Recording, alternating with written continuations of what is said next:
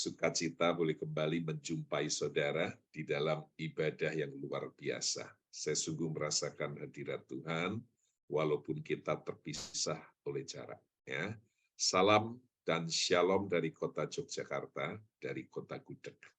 Saudara, kalau kita melihat Alkitab, Alkitab seringkali memberitahu kepada kita tentang seekor binatang. Binatang itu adalah burung Raja Wali. Dan Raja Wali ditulis berkali-kali, berpuluh-puluh kali di dalam firman Tuhan. Ya, kenapa? Karena Tuhan menginginkan kita menjadi Kristen Raja Wali. Kenapa, saudara? Karena Raja Wali memiliki sikap atau gaya hidup yang luar biasa. Ya. Raja Wali adalah satu-satunya burung, saudaraku, yang menantikan badai. Kalau burung-burung lain ketika badai datang, mereka sibuk lari, ketakutan, menyembunyikan diri, mereka gemeter, ya mereka lari. Tapi burung Raja Wali justru menanti-nantikan badai. Kenapa? Karena badai adalah kesempatan terbaik buat Raja Wali untuk dia bisa naik terbang tinggi. Tidak terbang dengan menggunakan kekuatan kepakan sayapnya, tapi naik terbang lebih tinggi dengan menggunakan kekuatan angin ya di dalam badai itu. Burung Raja Wali memiliki banyak sekali kelebihan. Salah satunya, ya, burung Raja Wali tidak makan daging busuk. Burung Raja Wali tidak makan bangkai. Tapi Raja Wali selalu makan daging segar. Dan dia makan mangsanya sendiri, tidak dengan mengambil mangsanya binatang lain. Ini luar biasa. Gaya hidup Raja Wali itu ada di tempat yang tinggi. Kita nggak pernah melihat Raja Wali ada di bawah, di tanah, main di, tidak ada. Dia bangun sarangnya di atas tebing yang tinggi. Sarang seberat 700 kilogram. Dia bangun di atas tempat yang tebing yang sangat tinggi. Dan itu butuh effort yang luar biasa. Tapi itu yang menjadi gaya hidup Raja Wali. Intinya, saudara, burung Raja Wali adalah binatang yang memiliki gaya hidup di atas rata-rata. Dan itu yang saya mau sampaikan pada malam hari ini, ya, malam bagian waktu New York, di atas rata-rata. Karena Tuhan tidak mau kita menjadi orang Kristen rata-rata, apalagi di bawah rata-rata. Dia mau kita di atas rata-rata. Ya, nah mari kita lihat seorang tokoh di dalam Alkitab yang punya gaya hidup Raja Wali. Hidupnya di atas rata-rata, melebihi orang-orang lain. Nama orang itu walaupun jarang disebut, ya saya mau khotbahkan, namanya adalah Kaleb. Mari kita lihat di dalam Bilangan pasal 14 ayat 24. Tuhan sendiri yang memberi pujian untuk Kaleb. Ini yang dikatakan Tuhan tentang Kaleb. Tetapi hambaku Kaleb, karena lain jiwa yang ada padanya, dan ia mengikut aku dengan sepenuhnya, akan kubawa masuk ke negeri yang telah dimasukinya itu, dan keturunannya akan memilikinya. Lihat, Tuhan memberi pujian buat Kaleb. Tuhan mengatakan bahwa Kaleb ini berbeda dengan orang lain. Kaleb ini hidupnya di atas rata-rata. Jiwa yang ada padanya itu lain. Ya, dalam bahasa Inggris dikatakan different spirit, roh yang berbeda, spirit yang berbeda. Ya, berbeda dari kebanyakan orang. Ya. Kenapa, saudaraku? Karena Kaleb sampai mendapat pujian dari dari Tuhan, karena memang sikap hidupnya luar biasa. Terutama imannya kepada Tuhan, pengikutannya atau pengiringannya kepada Tuhan. Kalau saudara temukan ayat yang berbicara tentang Kaleb, hampir selalu disertai dengan kalimat Kaleb mengikuti Tuhan dengan sepenuh hati. Kaleb itu setia sampai akhir. Kaleb itu orang yang sungguh-sungguh hidup di dalam ketaatannya kepada Tuhan. Dan ini luar biasa. Nah, mari kita lihat. Nah, saya mau tunjukkan kepada saudara, ada ayat atau ada cerita tentang Kaleb yang menunjukkan bahwa orang ini memang berbeda. Jiwanya lain, spiritnya berbeda, dan dia di atas rata-rata. Yosua pasal yang ke-14, ayat yang ke-10 sampai ayat yang ke-15. Ya.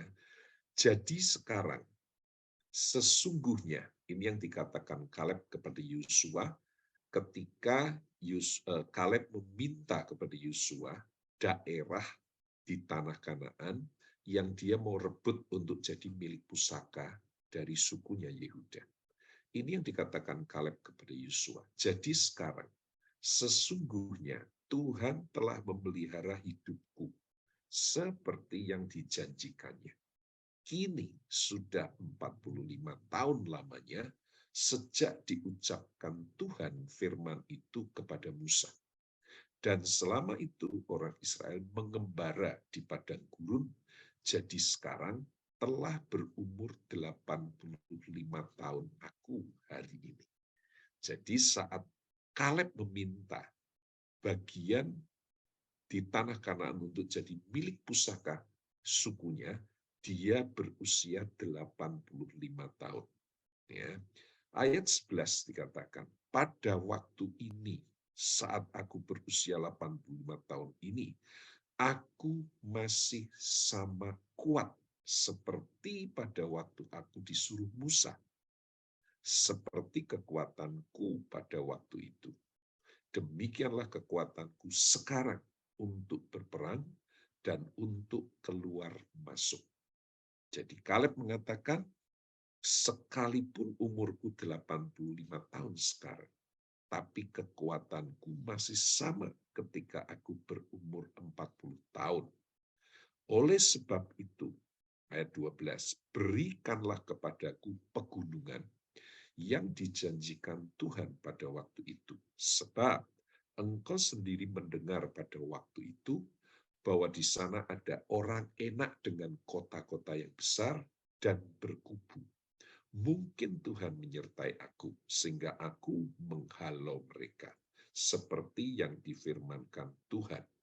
Lalu Yosua memberkati Kaleb bin Yefune dan diberikannya Hebron kepadanya menjadi milik pusakanya. Itulah sebabnya Hebron menjadi milik pusaka Kaleb bin Yefune orang Kenas itu sampai sekarang ini. Karena ia tetap mengikuti Tuhan Allah Israel dengan sepenuh hati. Nama Hebron dahulu ialah Kiryat Arba. Arba ialah orang yang paling besar di antara orang Enak. Dan amanlah negeri itu berhenti berperang. Saudara, ketika Kaleb meminta bagian kepada Yosua untuk tanah Kanaan, yang Kaleb minta itu daerah paling sulit ditaklukkan. Itu adalah pegunungan Hebron. Di situ adalah kota-kota berkubu yang punya benteng. Belum lagi penduduk di pegunungan Hebron itu adalah penduduk asli orang Kanaan, ya, yang merupakan suku Arba. Arba, saudaraku, itu bapaknya orang Kanaan, bapak orang Enak. Orang Enak, suku Enak di tanah Kanaan, itu adalah raksasa. Nah, Arba, saudara, ini bapaknya raksasa-raksasa itu. Alkitab mengatakan, suku Arba itu orang-orangnya yang paling besar di antara para raksasa yang tinggal di daerah Kanaan. Ya, di antara suku-suku Enak yang raksasa-raksasa itu, suku Arba itu raksasa yang paling besar di antara mereka. Lihat, saudara, Yang Kaleb minta itu daerah sulit, bukan daerah mudah. Saya membayangkan ketika bangsa Israel masuk ke tanah Kanaan melalui kepemimpinan Yosua. Lalu ketika mereka harus membagi-bagi daerah itu untuk jadi milik pusaka mereka, mereka harus mengalahkan penduduk setempat. Saya membayangkan suku-suku Israel yang lain pasti berebut untuk minta daerah yang mudah dikuasai, mudah dikalahkan, mudah ditaklukkan. Betul nggak, Saudara? Ngapain sudah jauh-jauh dari Mesir perjalanan di padang gurun 40 tahun, lalu ketika akan memasuki tanah Kanaan, tanah perjanjian itu harus punya usaha yang lebih untuk mengalahkan musuh yang sulit ditaklukkan. Jadi suku-suku Israel yang lain, mereka pasti berebut untuk minta daerah yang gampang, yang mudah untuk dikuasai, ditaklukkan. Tapi Kaleb memang lain jiwanya. Kaleb punya spirit yang berbeda. Dia punya gaya hidup di atas rata-rata. Kaleb bukan tipe orang yang suka kemudahan. Kaleb bukan tipe orang yang suka jalan pintas. Di depan dia ada gunung yang tinggi, dia akan terobos. Dia akan daki. Ada musuh yang luar biasa sulit ditaklukkan. Dia berkata, ini makananku. Dengan kekuatan Tuhan, aku akan mengalahkan musuh yang paling sulit untuk ditaklukkan. Itu yang diminta oleh Kaleb, saudara. Sementara suku lain tidak ada yang berani minta pegunungan Hermon. Jadi Kaleb ini memang orang di atas rata-rata. Dia orang yang mencintai kesulitan sekaligus orang yang menaklukkan kesulitan. Itu sebabnya dia minta daerah pegunungan. Dan dia minta yang penduduknya itu raksasa yang paling besar. Kaleb adalah pembunuh raksasa. Kaleb adalah pemenang atas musuh yang begitu sulit, yang begitu besar. Nama Kaleb itu dalam bahasa aslinya artinya adalah anjing. Kita melihat setiap kali kata Kaleb disebut oleh Alkitab, hampir selalu ada ayat yang menyertai yang berkata, dia setia mengikut Tuhan sepenuh hati, ya, segenap hati. Dia nggak pernah menyimpang ke kanan dan ke kiri dari ketetapan Tuhan. Ya, bahkan dia berkata, kalau hari ini aku berulang tahun yang ke-85, kekuatanku masih sama seperti aku berumur 40 tahun. Semua diakui oleh Kaleb, kekuatan yang luar biasa itu karena Tuhan. Kaleb mengakui itu. Tuhanlah yang membuat aku menjadi seperti itu. Jadi orang ini, saudaraku, betul-betul orang yang kita bisa jadikan sebagai teladan. Ya, roh yang dia miliki, jiwa yang ada pada dia, itu berbeda. Nggak sama dengan orang-orang pada umumnya. Jangan jadi anak Tuhan yang cengeng. Jangan jadi anak Tuhan yang kalau menghadapi masalah, saudara bertanya, Tuhan mengapa? Mengapa harus saya? Itu bukan bagian dari orang yang punya spirit seperti Kaleb.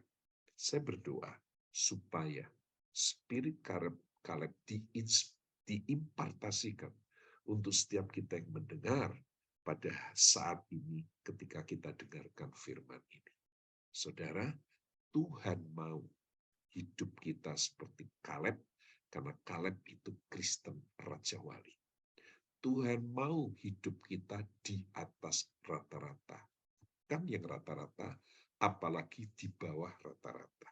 Nah, sayangnya, manusia punya kecenderungan, termasuk anak-anak Tuhan, hidup yang rata-rata, average, ya, bukan di atas rata-rata. Itu kecenderungan setiap orang. Saya kasih contoh ya.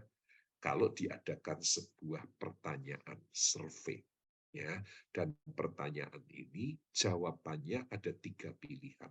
Contoh, saya bertanya kepada saudara, apakah Anda orang yang baik hati? Ya, jawaban pertama, baik sekali. Jawaban yang kedua, cukup baik. Yang ketiga, jahat. Jawaban apa yang akan dipilih? Biasanya orang-orang akan menjawab yang cukup saja, yang average, yang lumayan lah. Apakah Anda orang yang pintar? Pilihan jawaban pertama, pintar sekali. Yang kedua, lumayan pintar. Yang ketiga, bodoh. Jawaban apa yang akan diberikan? Biasanya jawabannya lumayan pintar. Kalau ngomong pintar sekali, takut dikira sombong. Tapi dia ngomong bodoh, juga nggak mau. Ya, maunya apa? Average, rata-rata. Ya, itulah manusia. Nah, Tuhan mau membuat saudara mengalami lompatan dalam sikap hidup dan iman. Hidup saudara bukan hidup rata-rata. Karena Tuhan sudah menanam benih Raja Wali dalam hidupmu setiap orang. Setiap anak-anak Tuhan. Jangan izinkan dirimu jadi seekor ayam. Jangan izinkan dirimu menjadi seekor burung yang lain. Jadilah burung Raja Wali. Hidupnya di atas rata-rata. Hidupnya di atas tebing yang tinggi. Memikirkan, mencari perkara yang di atas yang tinggi. Bukan yang di bawah. Bukan yang di bumi. Itu kehidupan anak-anak Tuhan yang normal justru. Ya, sayangnya sekarang banyak kehidupan orang Kristen yang dianggap normal itu yang average saja, yang rata-rata.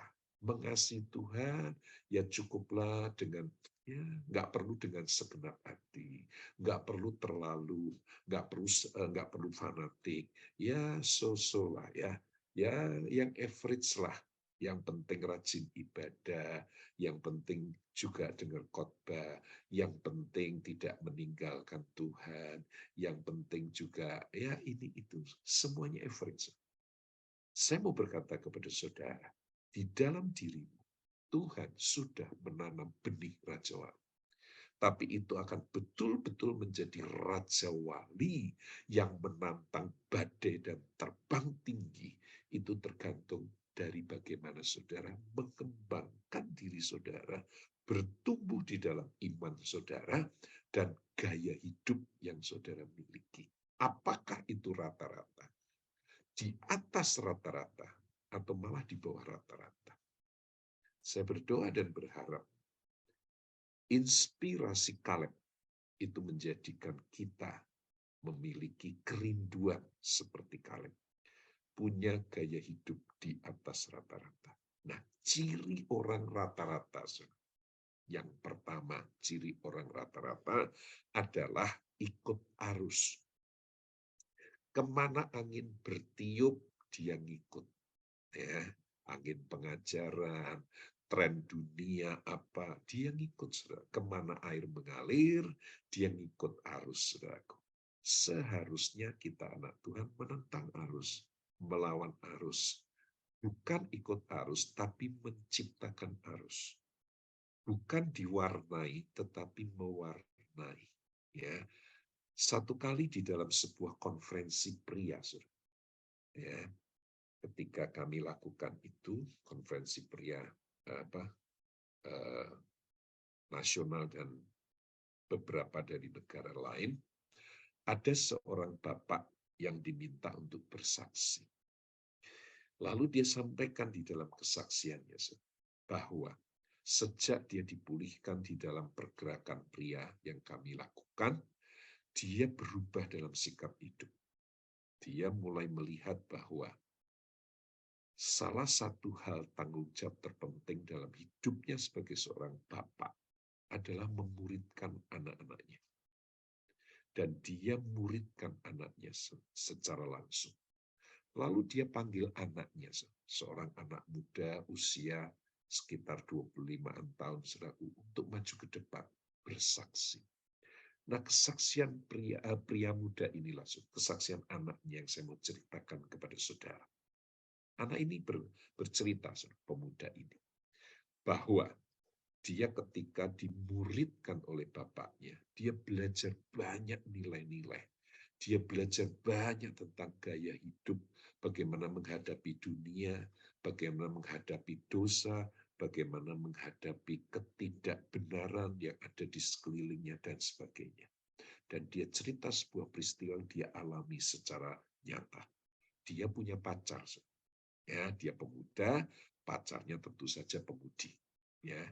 Nah, pacarnya yang cewek ini, saudaraku, satu kali mengajak dia berhubungan seks. Dia kaget, dia tolak, saudara. Karena biasanya kalau orang pacaran, yang mengajak melakukan seks itu cowoknya. Ini ceweknya, ini berarti pacarnya orang cewek luar biasa, saudara. Ceweknya ajak dia melakukan hubungan seks, dia tolak, dia berkata, enggak, itu dosa. Pacarnya ketawa, saudara. Dia berkata, kamu ini cowok yang kuno. Ya, cara berpikirmu itu jadul. Ya, zaman dulu. Kamu ini orang kolot. Ya, sekarang ini, seks sebelum nikah, waktu pacaran, itu hal biasa. Di mana-mana orang juga melakukan. Tapi dia berkata, enggak, saya enggak mau melakukan itu. Lain waktu, saudara. Pacarnya itu minta lagi melakukan hubungan seks. Kali ini dengan nada mengancam. Kalau kamu nggak mau lakukan, saya akan marah. Ya, tapi dia tetap berkata, enggak, saya nggak mau. Karena itu dosa. Ya, kita nggak boleh melakukan itu. Pacarnya marah. Lalu pacarnya berkata, coba tunjukkan kepada saya. Apakah teman-teman kita, orang-orang yang kita kenal, yang mereka pacaran, mereka masih perawan, mereka masih berjaga. Coba tanya. Saya jamin 100%, nggak ada satupun yang masih perawan dan berjaga. Kenapa? Karena seks bebas itu hal biasa. Kamu saja yang kolot kuno. Dan saya nggak suka punya pacar orang kuno. Marah, saudara. Tapi tetap dia berkata, no. Ya. Lalu lain waktu, pacar yang cewek ini ngajak lagi dia melakukan hubungan seks. Dan untuk yang kesekian kalinya, dia tolak. Kali ini, pacarnya ngamuk beneran. Dia berkata, kamu tuh jangan sok pura-pura alim, ke. Jangan sok pura-pura suci. Ya, nggak ada anak muda sekarang yang mempertahankan hal itu. Dia berkata, enggak. Saya mau menyerahkan keberjagaan saya di hari pernikahan saya. Bukan sebelum menikah. Pacarnya berkata, kalau kamu tidak mau melakukan hubungan seks dengan saya tidak lagi mau berpacaran dengan anak muda yang kuno. Dia diancam putus hubungan. Dia jawab, memang lebih baik kita putus. Karena nilai hidup kita berbeda. Kita nggak akan pernah bisa bersama-sama. Dan mereka betul-betul putus hubungan sebagai pacar. Padahal mereka sudah berpacaran sekian lama. Nah, saudara, biasanya anak muda, termasuk juga orang tua, itu gampang ikut arus. Ini kalau diibaratkan seperti seekor kucing, di depannya dikasih ikan asin. Ya pasti dimakan langsung. Ya kan, pacaran, ceweknya minta seks. Pemuda mana nggak mau makan itu, saudara? Yang minta ceweknya, tapi dia berkata, no. Dia berdiri di atas batu karang yang teguh untuk berkata tidak. Lalu pemuda ini berkata, kenapa saudara bapak-bapak, kenapa saya bisa teguh berdiri di atas kebenaran ini? Bahwa dosa adalah dosa.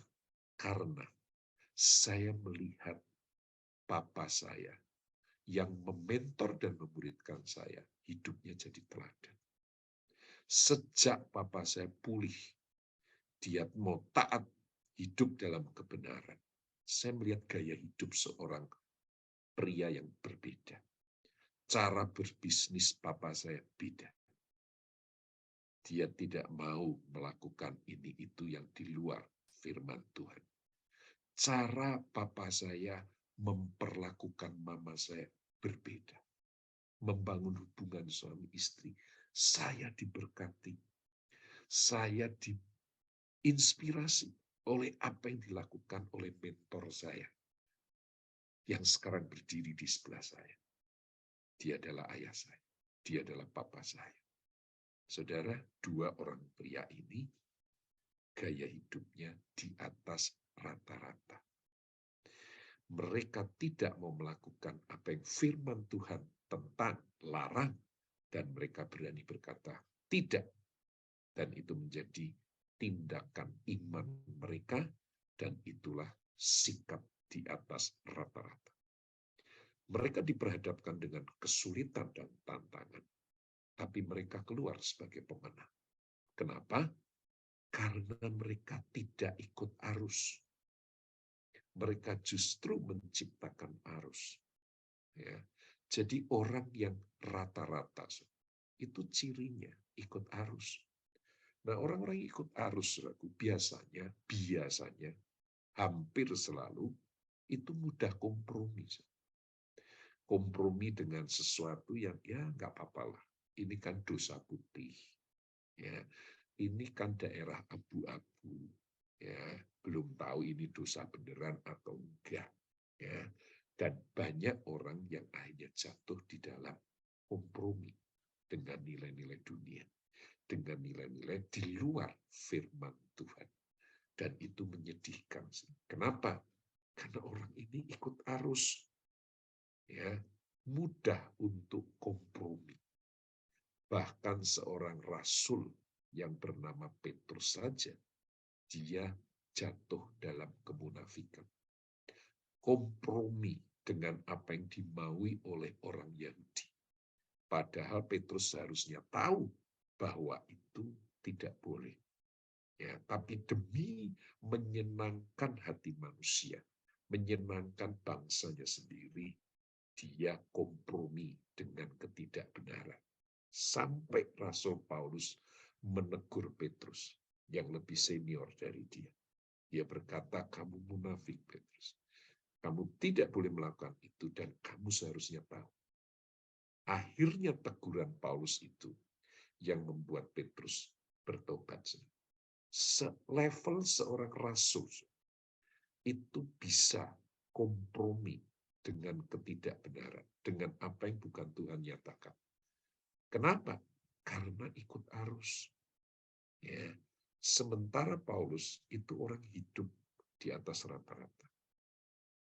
Tidak adalah tidak. Dosa adalah dosa. Dan dia hidup di dalam ketaatan untuk menghidupi ya, apa yang Tuhan inginkan. Apa yang Tuhan nyatakan. Hidup di atas rata-rata. Ciri yang pertama adalah ikut arus orang rata-rata. Ciri yang kedua, saudaraku, itu cepat puas. Berapa banyak anak-anak Tuhan ketika Tuhan pakai dia di dalam bidang tertentu, lalu dia cepat puas. Padahal Tuhan ingin dia merentangkan sayapnya, tidak sekedar mengepakkan sayap, tapi Tuhan ingin dia merentangkan sayapnya seperti Raja Wali, naik lebih tinggi lagi menantang badai. Terbang di atas badai, itulah yang Tuhan inginkan. Tapi kalau orang-orang cepat puas, dia nggak akan sampai ke level itu. Apa yang sekarang dia nikmati, zona nyamannya, ya udah cukuplah. Hidupnya penuh dengan ucapan syukur. Tapi dia tidak terus mengembangkan apa yang ada di dalam hidupnya. Kalau Tuhan berikan kepada dia 5 talenta, seharusnya dia harus kembangkan jadi 10 talenta, bukan 7 talenta. Harus berkembang 100%. Cepat puas, itu ciri orang rata-rata. Tapi orang di atas rata-rata, dia nggak cepat puas. Saya membaca sebuah kisah yang menarik sekali, saudara. menantang sekaligus menginspirasi tentang maestro bulu tangkis yang dimiliki Indonesia yang menjadi legenda bulu tangkis dan seluruh dunia mengakui itu. Ya, saya rasa namanya tercantum di Guinness Book of the Record. Dia adalah juara 8 kali All England. Namanya Rudy Hartono. Pasti semua saudara tahu nama ini, Rudy Hartono. Dia juara All England 7 kali berturut-turut, lalu kemudian ke-8 kali dia juara All England. Nah, yang saya mau cerita bukan juara All England-nya, tapi yang menarik saya baca kisahnya, dia ketika bertanding di semifinal pertandingan All England.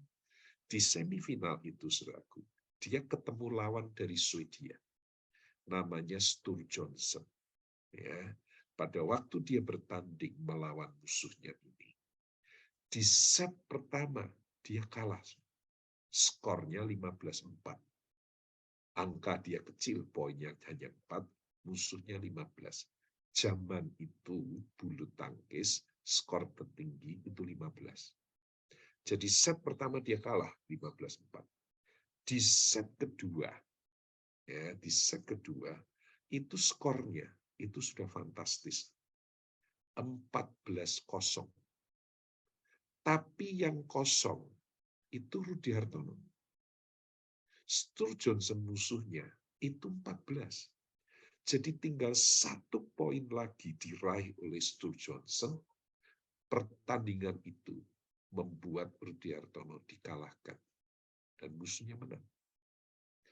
Tapi yang luar biasa, kalau pemain bulu tangkis lain, set pertama kalah, set kedua 0-14, tinggal 1 poin lagi kalah. Biasanya udah drop mentalnya, udahlah ngapain harus berjuang mati-matian untuk bisa meraih angka, ya sudahlah main seadanya. Tapi ternyata Rudy Hartono nggak seperti itu.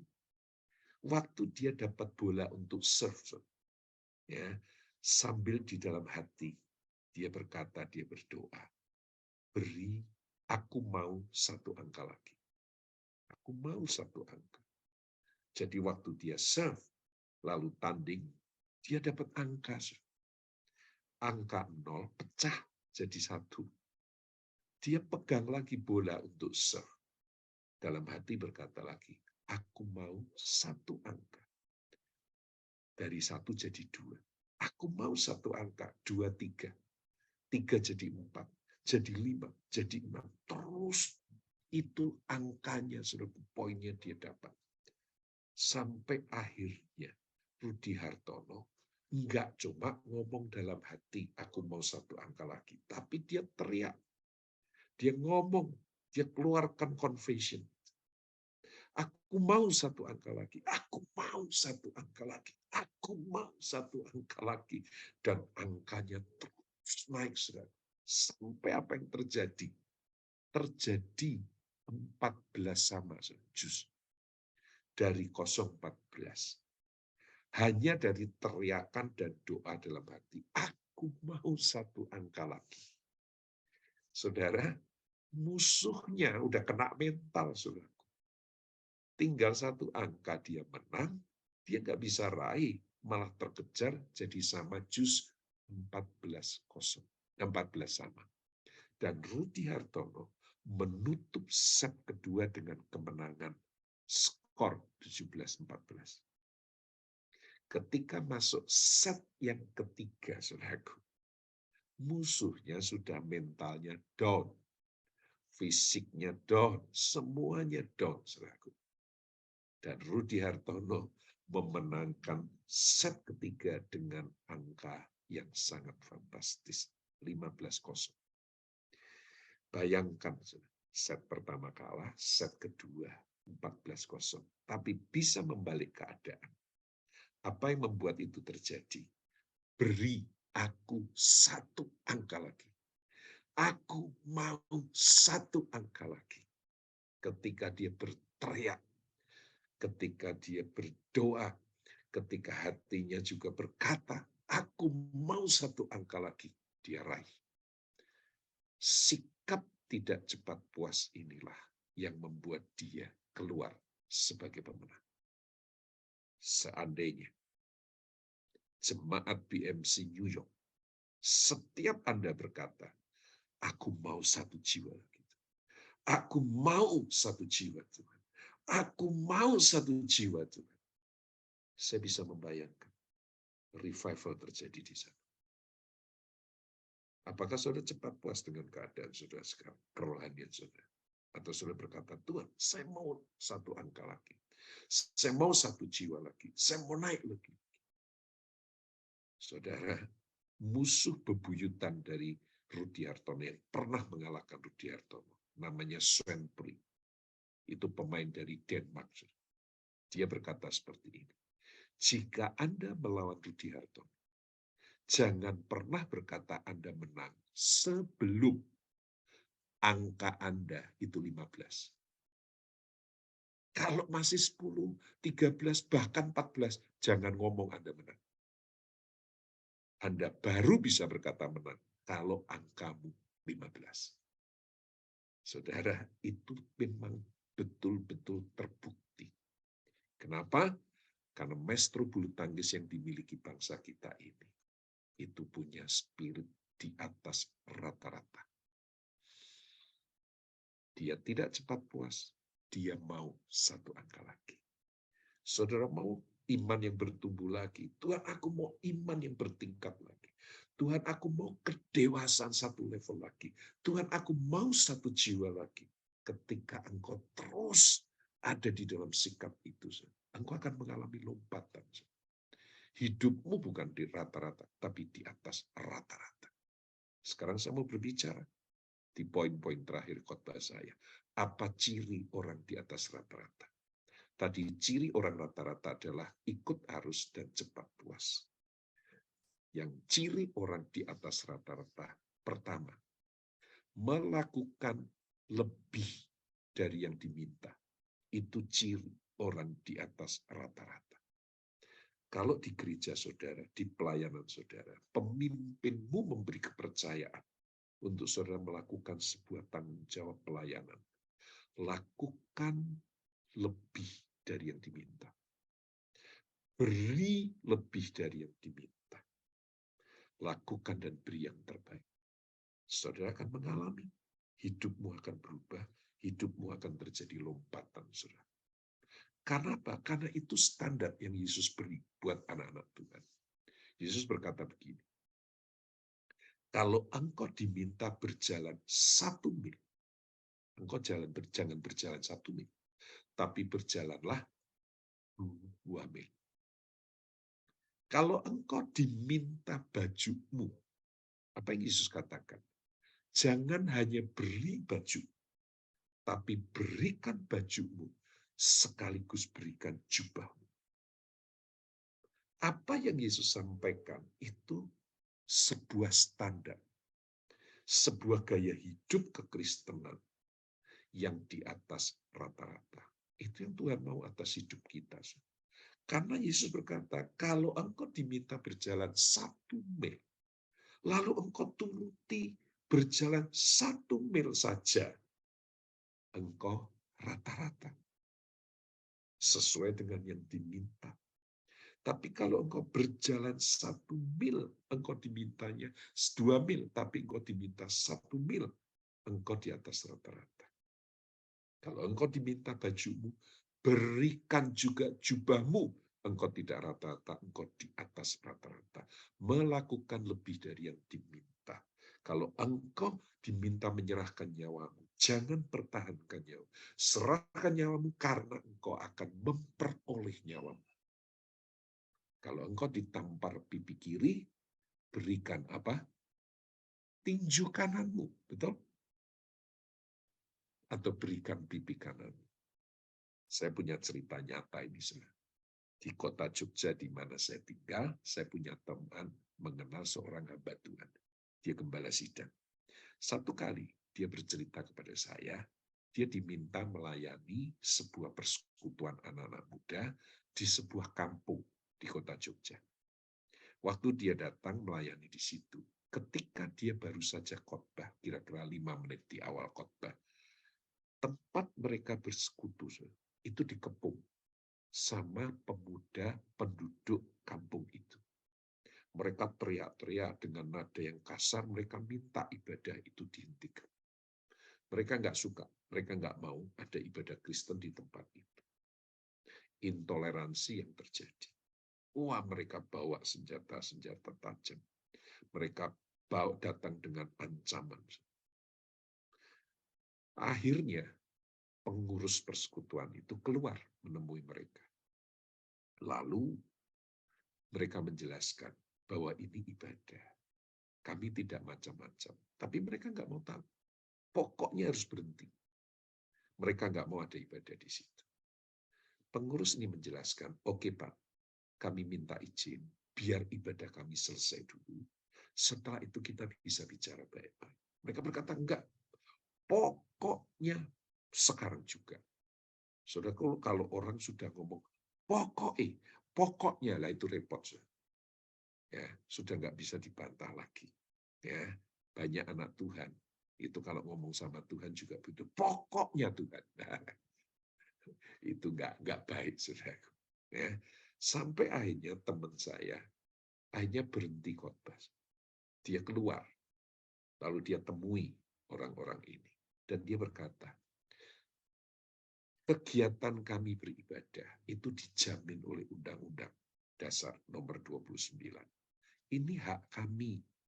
Jadi bapak-bapak, mas-mas ini nggak bisa melarang kami. Oh, mereka nggak mau tahu. Pokoknya, kalau jangan salahkan kalau kami bertindak lebih keras. Teman saya tetap ngotot. Ibadah dijamin undang-undang. Mereka nggak mau tahu. Suasana panas. Lalu teman saya cerita, tiba-tiba di tengah-tengah mereka berdebat, dia dipukul.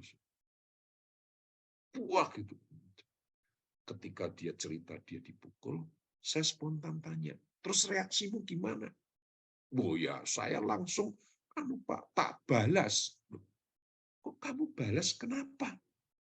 Kan ada ayatnya, tampar pipi kiri, berikan pipi kanan. Kok kamu malah balas? Nah, itu puji Tuhannya, Pak. Yang dipukul bukan pipi saya, tapi perut saya.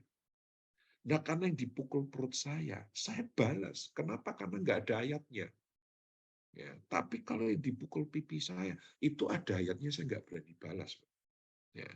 Tapi karena perut, nah itu kan nggak ada ayatnya. Kalau engkau dipukul perut, berikan yang bagian tubuh yang lain. Enggak, saya balas, Pak. Ya, saudara, tolong jangan ditiru ya yang ini ya. Tapi ini kisah nyata, saudara. Ditampar pipi kiri, berikan tinju kananmu. Ya, itu yang dia lakukan, saudara. Jadi, ciri orang di atas rata-rata adalah melakukan lebih dari yang diminta. Ya. Nah, kalau kita melakukan seperti yang diminta, ya, kita ini rata-rata sudah baik sih, sudah bertanggung jawab menyelesaikannya, tapi rata-rata. Ya, ketika engkau diberikan kepercayaan di perusahaan tempat saudara bekerja, setelah engkau menyelesaikan apa yang menjadi tanggung jawabmu, pikirkan lebih jauh apa yang membuat perusahaan bisa lebih maju. Itu memberi lebih dari yang diminta. Pikirkan, doakan apa yang membuat gereja di mana saudara tertanam, BNC New York, mengalami sesuatu yang luar biasa. Datang kepada gembala dengan berkata, pemimpin, apa yang bisa menjadi kontribusi saya? Saya mau memberi lebih, saya mau melakukan lebih, saya mau melakukan yang terbaik buat Tuhan, supaya gereja ini mengalami sesuatu karena saya ada di sini, karena saya tertanam di sini. Itu orang Kristen Raja Wali, melakukan lebih dari yang diminta. Dia punya spirit yang berbeda seperti Kaleb. Dia hidup di atas rata-rata. Ciri yang kedua, saudaraku, yang terakhir, orang yang hidup di atas rata-rata itu adalah orang ya yang melakukan kebiasaan-kebiasaan unggul. kebiasaan-kebiasaan unggul. Ya, ingat Raja Wali itu punya kebiasaan-kebiasaan unggul di atas rata-rata. Dia bangun sarangnya yang beratnya sekitar 700 kg. Itu aja di atas tebing yang tinggi. Butuh effort lebih, butuh ekstra tenaga, butuh semuanya ya dilakukan. Ya, tidak bangun sarang di atas pohon yang rendah. Ya, tidak bangun sarang di tanah, tapi dia bangun di atas tebing yang tinggi, saudara. Ya, dan itu luar biasa. Burung Raja Wali itu punya kebiasaan unggul, saudara. Ya, burung Raja Wali adalah burung yang satu-satunya yang menanti-nantikan badai. Karena kebiasaan Raja Wali itu bukan mengepakkan sayap kalau dia terbang seperti burung lain. Tapi Raja Wali punya kebiasaan unggul. Ketika dia terbang, dia itu merentangkan sayapnya. Dia perentangkan sayapnya. Ya. Lalu tidak dengan kekuatan sayap dia terbang, tapi dia pakai kekuatan angin. Ya, tekanan angin mendorong dia, ya, mendorong tubuhnya. Jadi itu yang membuat kita bisa melihat Raja Wali itu dengan nyaman, dengan nikmat, dengan santai, dia bisa terbang di atas badai, saudara. Kenapa? Karena kebiasaannya itu kebiasaan yang berbeda, kebiasaan yang unggul, saudara. Ya. Saudara, ada seorang pemuda Rusia, namanya Viktor Serebryakov, namanya agak susah. Ya. Mudah-mudahan nyepelnya benar.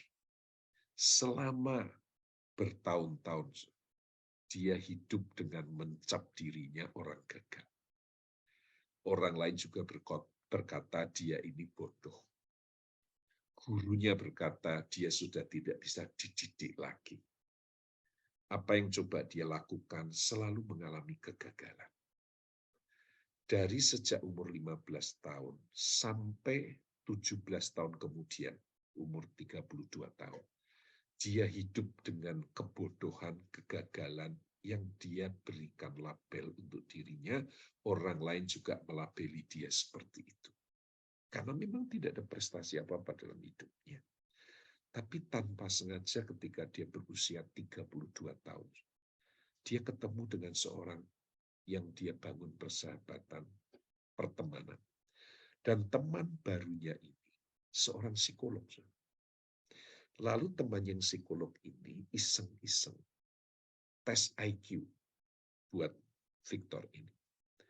Hasil dari tes IQ itu mengejutkan sekali. Karena orang pada umumnya, kalau IQ-nya 140 saja, itu sudah dianggap orang yang pintar sekali. Nah, ternyata tes IQ untuk Viktor Serebryakov ini, hasilnya itu bukan 140, tapi 161. Ini orang ternyata jenius luar biasa. Betul-betul jenius. Tahu nggak sih? Sejak Viktor tahu bahwa ternyata dia orang jenius. Sejak dia tahu bahwa ternyata dia punya IQ yang tinggi sekali, bahkan di atas orang lain, hidupnya berubah. Dimulai dari kebiasaan yang berubah. Ya. Sampai akhirnya hidupnya sukses. Sebagai penulis buku bestseller, sebagai motivator yang dicari semua orang, dan sebagai pengusaha sukses. Lalu salah satu prestasi yang dia raih adalah dia menjadi ketua dari The Mensa Society. Apa itu Mensa Society? Itu adalah organisasi yang di dalamnya itu orang-orang yang semuanya pintar.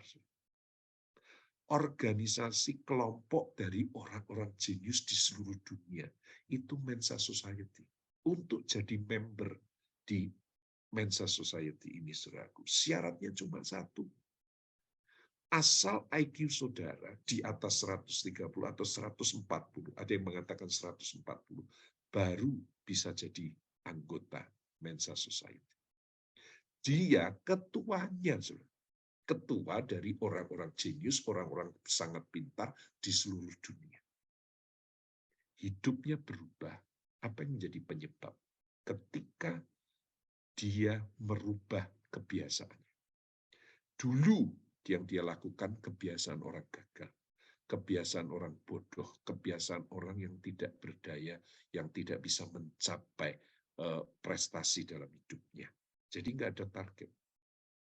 Ketika dia tahu IQ-nya 161 dan dia tahu dia orang jenius, dia rubah kebiasaan, dia melakukan kebiasaan-kebiasaan orang sukses, dia melakukan kebiasaan-kebiasaan yang di atas rata-rata, orang lain melakukan 50%, dia lakukan 75%, orang lain melakukan 1 sentimeter, dia lakukan 1 meter, dia lakukan kebiasaan-kebiasaan yang unggul, dan itu merubah seluruh kehidupannya.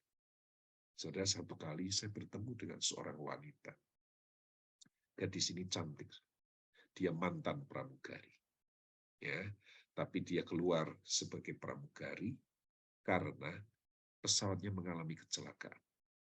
Orang ini namanya Laura Lazarus. Mungkin banyak yang tahu bagaimana kesaksian hidup wanita yang luar biasa ini. Jadi dia mengalami kecelakaan pesawat dan dia harus menjalani operasi selama 19 kali. Kenapa? Karena separuh wajahnya hancur dan 1 kakinya hancur. Ya. Dan dia ceritakan itu kepada saya. Jadi waktu dia ketemu saya, dia perkenalkan dirinya, ya, lalu kemudian dia singkapkan poni rambutnya. Wajahnya yang cantik, dia berkata begini, "Om, wajah saya ini sudah plastik semua," katanya. Saya perhatikan dengan teliti. Oh ya, saudara, ternyata banyak jahitan-jahitan yang dia tutupi dengan poni rambutnya, saudara. Wajah cantiknya kembali, tapi itu penuh dengan jahitan. Karena wajahnya hancur. Dan operasinya di Singapura sampai belasan kali. Dan dia cerita, waktu dia mengawaki penerbangan pesawat itu, ya, ternyata pesawat itu mendarat di sungai. Ya, dan itu mengalami kecelakaan. Harusnya mendarat di Bandara Adi Sumarno, Solo. Ya, itu kejadian beberapa tahun yang lalu, kalau saudara ingat itu. Ya, dan dia cerita, di sebelah saya itu pramugari senior yang jadi sahabat dia. Rekan untuk bekerja sama, lalu dia banyak belajar, dia juga mengikuti semangat hidup temannya ini. Temannya pramugari senior ini sering cerita kepada dia kalau betapa ingin mencapai satu prestasi, ingin hidupnya jadi seperti ini, ingin sukses seperti ini, semangat luar biasa, dan akan menikah. Sementara dia cerita, dia adalah orang yang putus asa dalam hidupnya. Sudah beberapa kali dia berpikir mau bunuh diri, ya, karena dia merasa hidup ini begitu berat. Ya. Dan dia cerita waktu kecelakaan itu terjadi. Temannya punya semangat hidup sangat tinggi ini mati seketika, kegencet sama bodi pesawat. Sementara dia, ya, yang beberapa kali mau bunuh diri, ternyata terselamatkan. Itu pun lewat cara yang ajaib.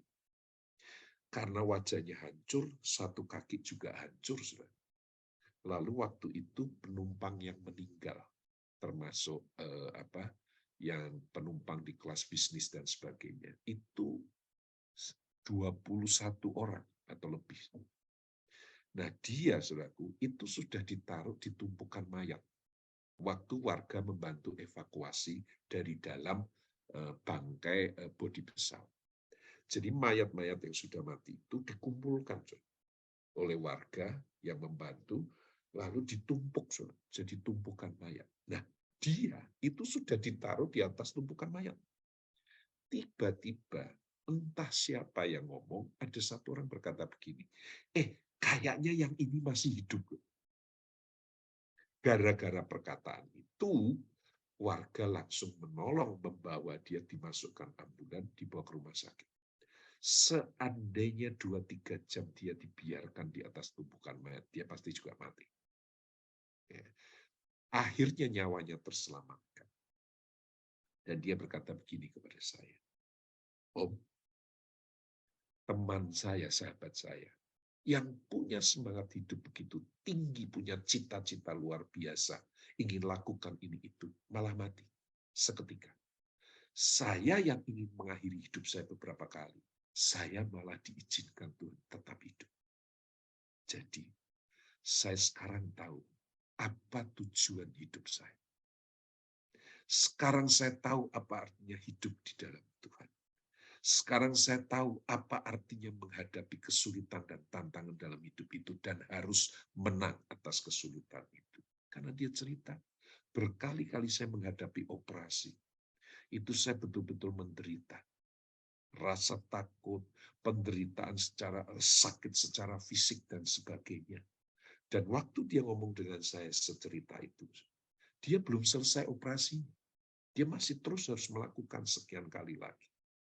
Mungkin saya menduga keras, Laura Lazarus sudah lupa dengan saya karena dia cerita ini kepada saya sekian tahun yang lalu. Tapi sekarang dia sudah menjadi wanita sukses. Dia jadi motivator yang sukses. Dia menjadi penulis buku bestseller. Dan sekarang dia menjadi businesswoman yang diberkati. Dia mungkin sudah lupa dengan saya, tapi saya nggak pernah lupa dengan anak wanita ini. Kenapa? Karena waktu dia berkata, saya tahu tujuan hidup saya, kenapa Tuhan selamatkan saya. Kenapa saya berkali-kali mau bunuh diri, Tuhan justru lindungi saya, nyawa saya. Walaupun saya harus menjalani operasi, rasa sakit, penderitaan fisik, dan seterusnya. Ketika dia berkata itu, dia menyampaikannya dengan semangat hidup yang tinggi. Dia menyampaikannya dengan iman. Saya tidak berhadapan dengan seorang gadis yang lemah, yang putus asa dalam hidupnya, yang mengatakan, saya belum menikah, tapi saya cacatlah, saya tidak tahu bagaimana masa depan saya. No, di depan saya seorang gadis yang memang fisiknya cacat, remuk, operasi berkali-kali, dan nyawanya sudah di ujung tanduk, Tuhan selamatkan. Yang ada di depan saya seorang gadis yang punya semangat hidup tinggi. Saya berkata dalam hati, Tuhan, orang seperti ini ketika dia mengandalkan Engkau Tuhan, hidupnya pasti akan berhasil. Orang ini sudah berubah kebiasaannya. Orang ini berubah spiritnya. Orang ini lain jiwanya. Punya spirit yang berbeda. Dan beberapa waktu terakhir ini, nggak sengaja, saya lihat di YouTube, saya lihat di tayangan sosmed saudaraku, itu Tuhan pakai Laura luar biasa.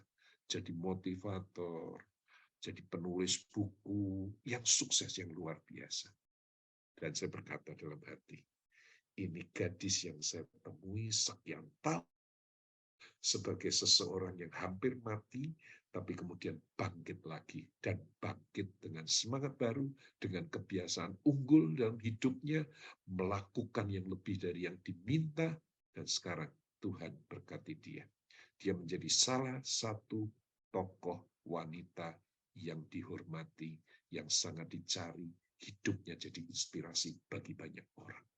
Hidup di atas rata-rata. Saya mendorong setiap saudara, hiduplah di atas rata-rata.